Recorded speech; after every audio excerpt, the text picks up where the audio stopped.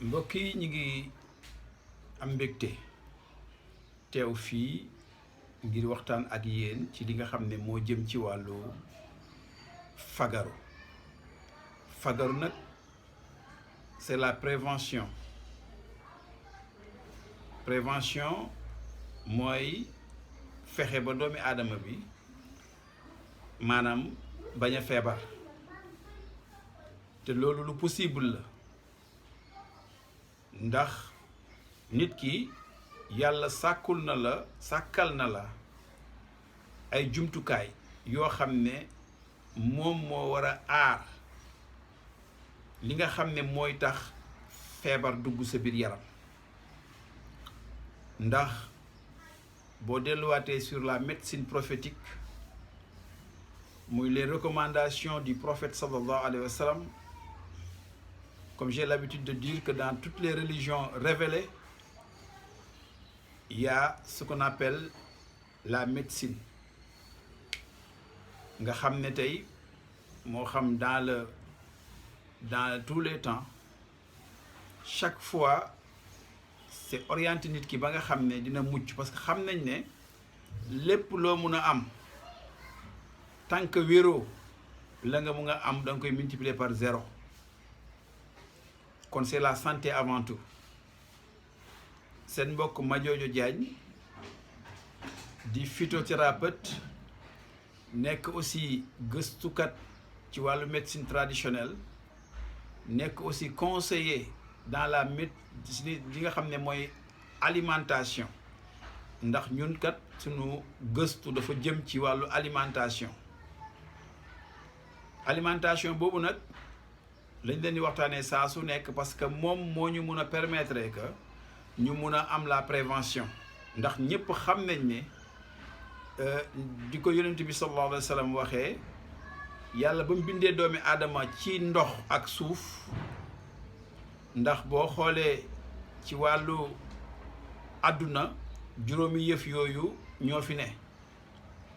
muy suuf ndox safara ngelaw ak li nga xam ne mooy leer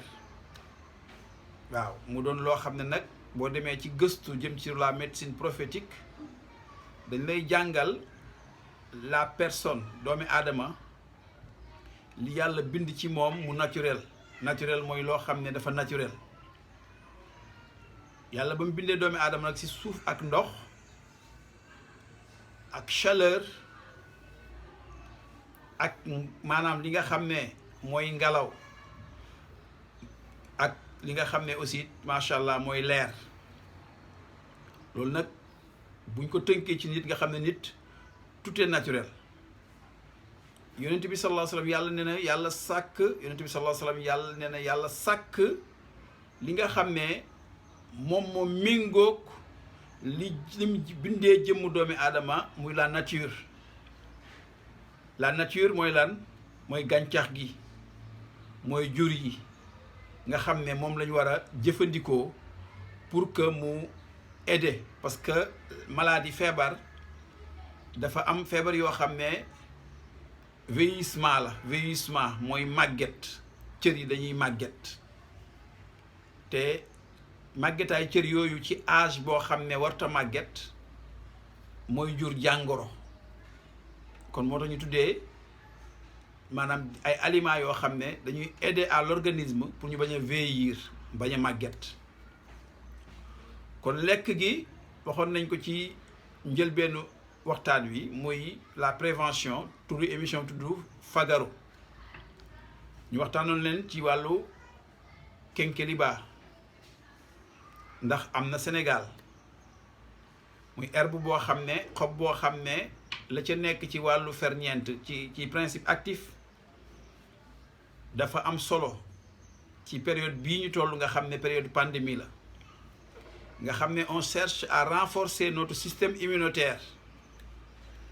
grâce à ces feuilles là on les appelle les thés yooyu nga xam ne le kénkéliba c'est du thé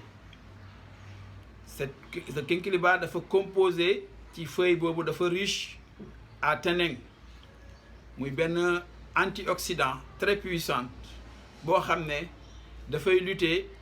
contre l'infection te ñëpp xam nañ ne virus dafay infecté kon boo koy jëfandikoo mun na la dimbale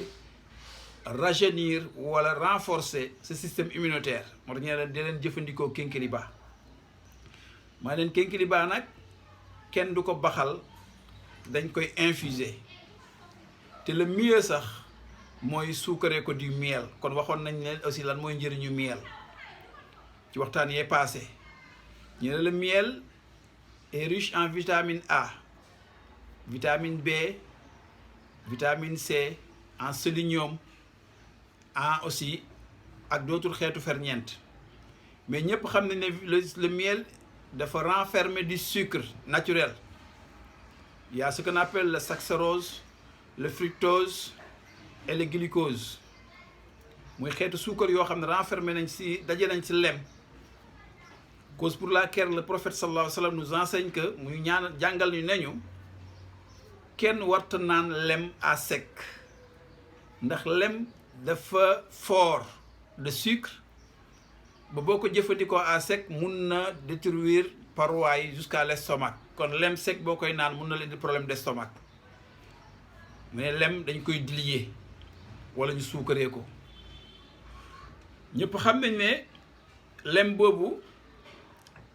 dafa am solo ci complément ndax man garab yi may defar muy des confitures à base de miel ci lem lañ koy defaree pour compléter ndax ce sont des aliments ñu buñ ko composé mu doon des alicaments alicament mooy aliments et médicaments moo tax muy def composition naturelle muy entre lem ak yeneen dérivés ñu koy defal booleel moo xam confiture de laaj lay doon moo xam confiture de jinjeer confiture de xorom polle wala confiture de nebedaay wala confiture yooyu yu nga xam ne dañ koy defar moom mi ànd ak lem ñu waxoon leen ci feebar yooyu ne confiture de jinjeer day faj taxawaayu jigéen ça dépend ci taxawaay bi ndax dafa amul doom wa ay laa dafa am doom ba pare mu taxaw day faj aussi infection jigéen maanaam jigéen boo xam ne buy sëy day yëg métit ci wàllu sëyam wala day jigéen boo xam ne buy sëy du yëg bànneex ci sëyam wala muy am ay perte blanche wala règle yu douloureuse day faj aussi la constipation hémorroïde ak constipation kooku mooy confiture de gingembre bi jinjeer bi moom it lem lañ koy defaree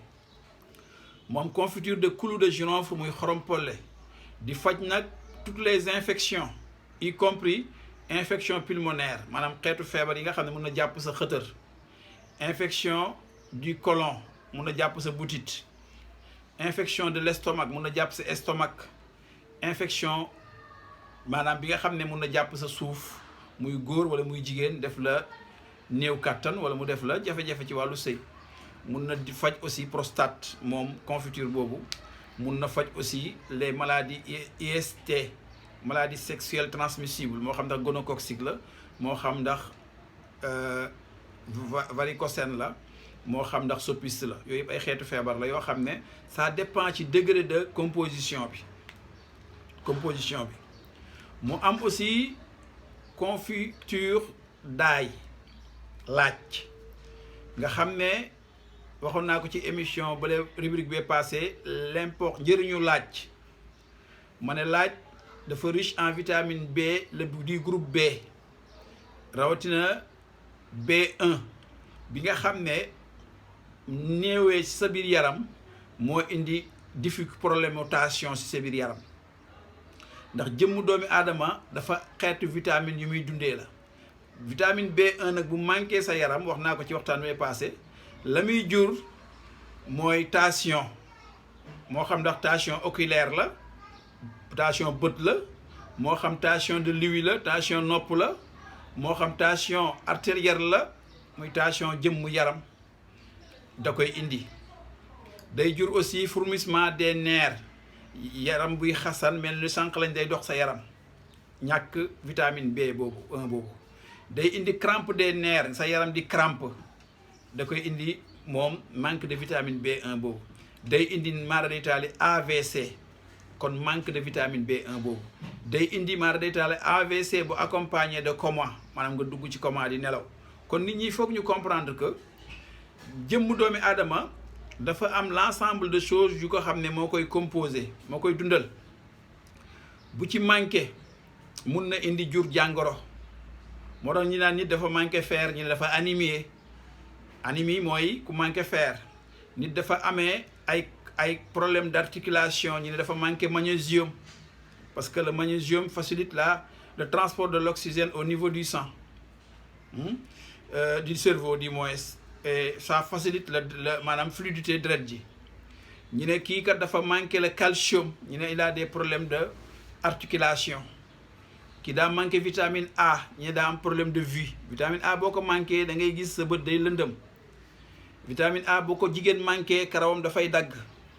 vitamine A bu ko jigéen manqué ongalam day dagg weyam day damm vitamine A bu ko jigéen manqué dafay am problème d'infertilité mun na am jafe-jafe ci wàllu sëyam wala ay infection wala sax mu ñàkk am doom kon affaire bi c'est pas mystique ni magique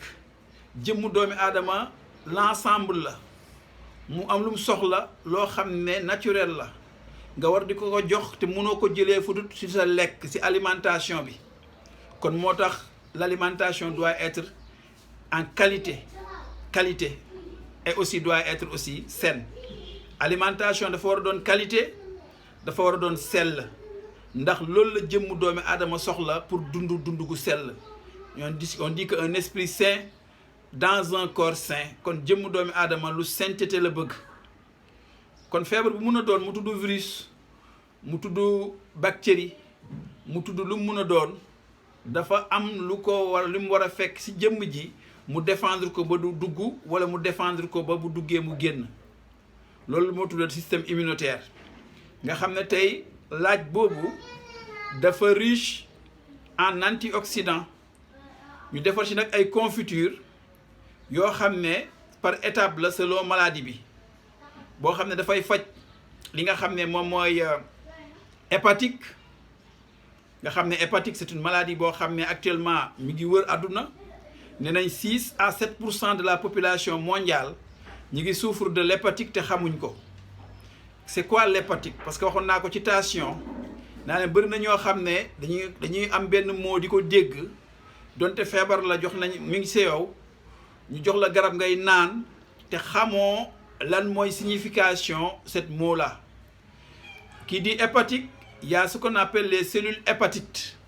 cellules yoo xam ne ñi ngi nekk ci biir foie bi ñoom ñooy defar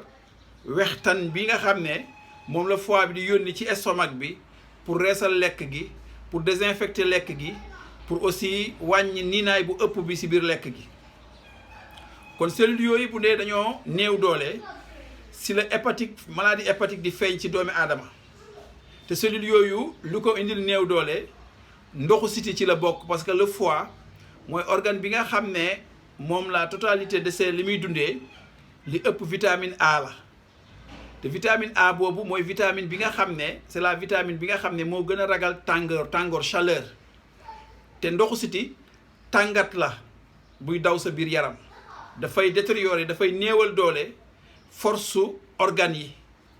moo tax jëmm ji di néew doole boo amee ndoxu siti mu mun a génn en multidimensionnel damay wax ne ndoxu siti nit ñi xamuñ lan mooy ndoxu siti moo tax ñu ci bëri duñ comprendre te duñ ko mun a faj kon absence hépatique yonent bi sallallahu alayhi wa sallam nee na bokk na ci li koy indi mu conseil nit ki ne ko booy naanati ndox del toog ñaar mi ne ko booy naanati ndox bul piiru ndox bi ndox mooy jël ndox rek naan ko à un trait bul piiru ndox bi da nga koy naan en gorgée mooy booy naan ndox da nga koy naan ci ay kaas en gorgée kon naan ndox di ko piiru baaxul dafay tax ba ndox bi mun na dugg ci biir foie bi indil ko ay jafe-jafe ci biir foie bi kon loolu hépatique lay indi kon hépatique feebar la boo xam ne li ëpp ci li muy indi koy def bokk na ci maanaam ndoxu siti ak mauvaise habitude de boire maanaam di naan ak lu mun a doon nga koy naan ci anam boo xam ne du anam bu normal boo demee ci livre Sëñ Son yi bu yal na yàlla yokk leeram ñuy jàngal foofu nan lañ war a naanee ndox ci sellaay ba comme dans la médecine prophétique ci yar ba mais ci teggin ba kon nga xam ne mag ñi bind nañ lépp teg ko lépp lu yonent bi doon wax di jàngale mag ñi indi nañ ko teg ko macha allah looloo tax ñu waxtaan wi tey doon jëm ci li nga xam ne mooy orientation ci nu ñuy def pour mun a faju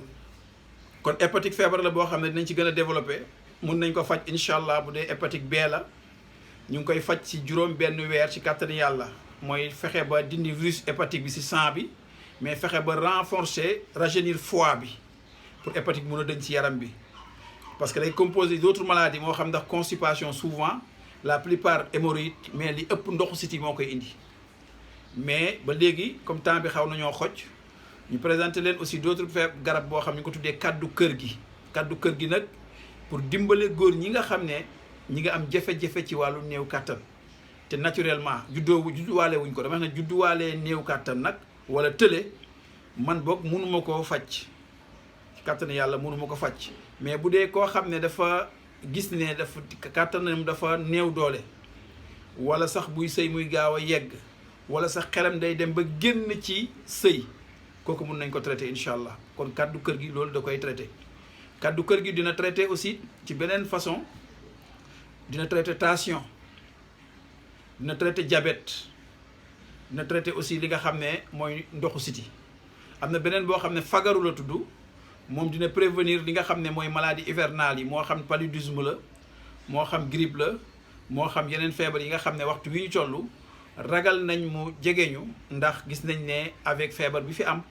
mais moom boo koy jël yàlla dina la musal parce que renforcement lay doon dafay jox doole jëmm ji ci antioxydant ak ferñeent yoo xam ne jëmm ji dina mën a résister lépp lu dugg ci moom ba mun cee mucc seen mbokk Madiodio Diagne nekk phytothérapeute di gëstu ci wàllu